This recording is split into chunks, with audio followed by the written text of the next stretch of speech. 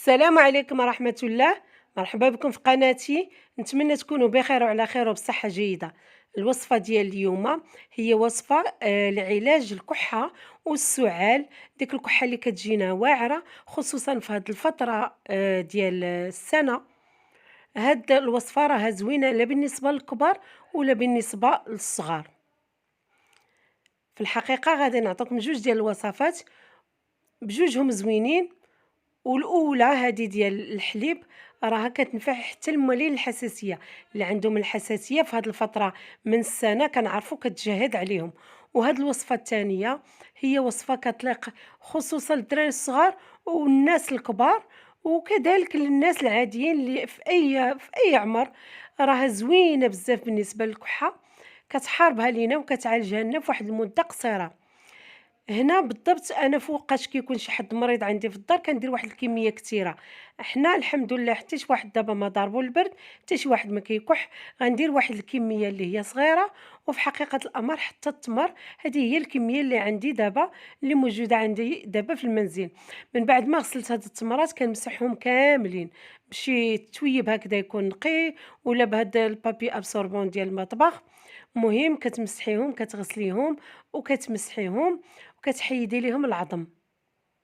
هذيك العلفة الوسطانية غادي نحيدوها وغادي نخليهم مفتوحين هكذا، لأننا غنعمروها بواحد المكون آخر اللي هو أونتيبيوتيك مضاد حيوي طبيعي. هاد الوصفة راها غزالة بزاف، كتحارب لنا جميع أنواع الكحات، يعني اللي عنده الحساسية اللي عنده، وخصوصا اللي كتبقى شادة فيه واحد المدة طويلة وهو كيكح، يدير هاد الوصفة راها زوينة بزاف. نتوما كتعرفوا الدور ديال الثومة. هنا الثومة ما غاديش نديروها خضرا، انا خديت نفس العدد ديال الحبات ديال التمر ونفس العدد ديال الحبات او ديال الرؤوس ديال الثومه، سبعة سبعة. لان كل راس ديال الثومه حاولت باش ناخذهم شويه كبار باش يجيوني قد التمره. غادي نعمر التمر هكذا بهذا الروس ديال الثومه اللي انا نقيتهم. ونحاولوا دائما في التومه ما نستعملوش ديك اللي كتكون صفراء ولا كتكون شي شويه دابله بدات كتيبس، لا، راه كتكون بالعكس ما كتكونش صحيه، هي كتضر الصحه. دائما لا في الطبخ ديالنا لا في الوصفات نحاولوا نديروا الثومه اللي كتكون باقا بيضاء وصحيحه وما عندهاش ديك النباته، يعني ما بداتش كتنبت. من بعد ما عمرت هكذا هاد التميرات غادي نعمرهم كاملين. وانتم الا كان عندكم شي حد تيكح قياس الخير الله ينجيكم. غادي ديروا واحد الكميه اللي غادي تكون كثيره. انا عندي غير كميه قليله، ما غنديرش كسكاس ديال البرمه ولا ديال الكوكوت، غندير غير هاد الكسكاس الصغير اللي غادي نديروه في واحد الكاسرول. تبعوا معايا.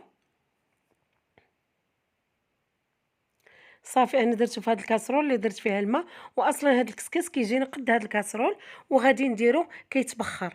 غادي نديرو فوق النار يبقى يتبخر حتى فاش كنقلب ديك الثومه، ماشي التمر في ساعه كيطيب، كنقلب الثومه كنصيبها طابته، غادي نخليه كيتبخر. وغادي ندوز ندير معكم واحد الوصفه منقذه، واحد الوصفه سحريه. أنا كانت قالتها لي واحد السيدة. كنت حاملة ببنتي الأولى، راه تقريبا شي 26 عام هذا، وكنت كنكح بزاف خصوصا في الليل حتى كنبغي نحماق. وفاش استعملتها راني باقا ليومنا هذا فين ما جاتني ديك الكحة الواعرة كندير هاد الوصفة. أنا هنا خديت كاس ديال الحليب العادي السائل كيف ما شفتوا، كاس تقريبا مقياس العنبة. وهنا غادي ناخذ فليو إما شريه هكذا يابس، ولا ديري الطريقه اللي كندير انا دائما في هاد العشوب اللي كتكون متوفره وهي خضره. هذا راه كيتباع خضر باقي خضر عند مول النعناع، عند اللي كيبيع النعناع. كناخذو انا وكنغسلو وكنشفو وكنيبسو، وكيبقى عندي هكذا لمده طويله.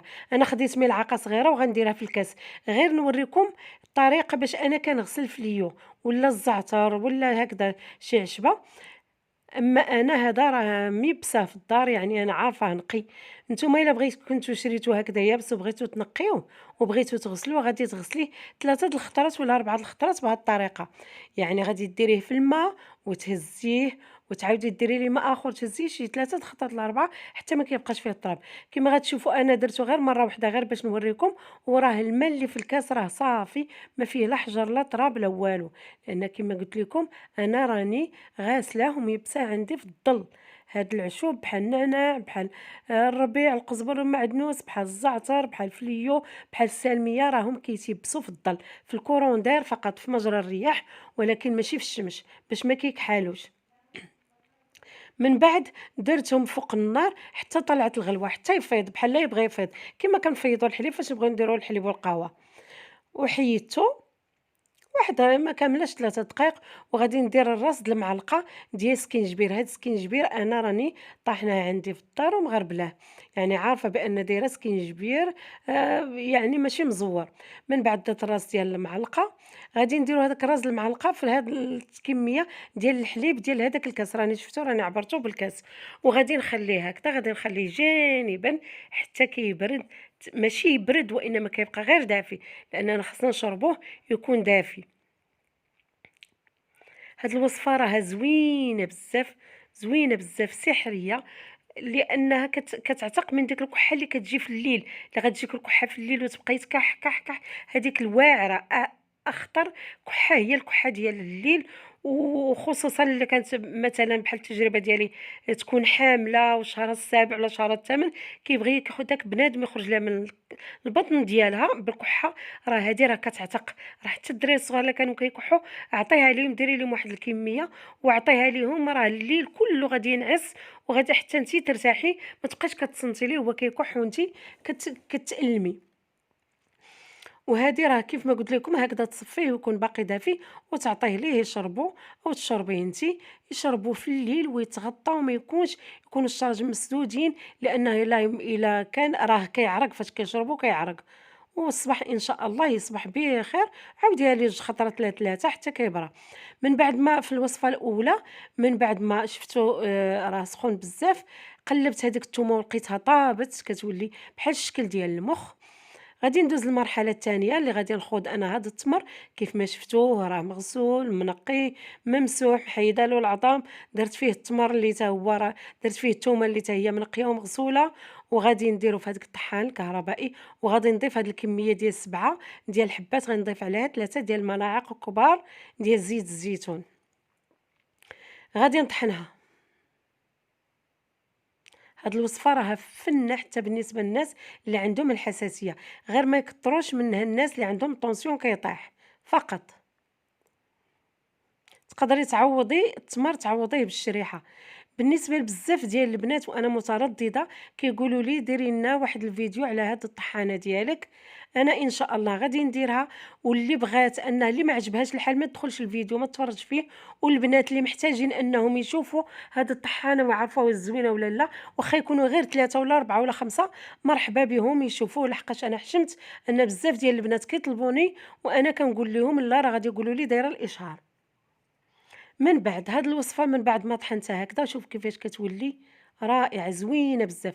الجميل في هاد الوصفة هو أنه حتى الدري الصغيور غادي ياكلها ما كتشمي فيها لا ريحة الثومة لا والو، وحتى فاش واخا بحال تكوني واكلاها اليوم في الليل والغد كتنوضي كتغسلي الفم ديالك وكتفطر كتمشي للعمل ديالك ما كتشمش فيك ريحة ديال الثومة، راه زوينة بزاف وكيبغيوها الدراري بزاف، خصوصا الدراري واللي دابا المشكل عندنا حنا فاش كنبغيو نعطيو شي وصفة طبيعية للدراري الصغار ما كيحملوهاش، لا هادي راه غادي ياكلوها من يعني ما غادي يكون عندهم حتى شي مشكل، حلوة زوينة غادا تعجبهم. أنا ولادي دابا تقريبا 24 عام 25 عام، الصغيرة عندها 20 عام، وراه فاش كنديرها بحال هكذا راه ما كيخليوهاش، يعني تياكلوها ولا تيديروا تيطاغتينيو بها الخبز إلا ما كان حتى شي واحد ضاربو البرد. أما بالنسبة للبرد والكحة راها إفيكاس راها ناجحة 100%، خصوصًا إلا كان شي واحد ضاربو عندكم البرد ولا 2 لا 3 كل ديري ليه واحد الطويصة ديالو بحال هكذا وعطيها ليه ويبقى يدير منها ملعقة من الليل لليل، راه كدوز واحد لا سيمين كيبقى ماشي غير كمليها له ماشي مشكل، خص و بالطبع إلا ما كانش عنده الطونسيون كيطيح غير كمليها له واخا تفوتو الكحة راه كتنقي ليه الصدر ديالو نهائيًا. هاد 2 وصفات راهم غزالين بزاف، لا الأولى لا الثانية. كنتمنى أنكم ديروهم وتلقاو عليهم نتيجة زوينة وتشفاو اللي كيكح، وبغيت الشفاء العاجل لكل إنسان مريض. والسلام عليكم ورحمة الله.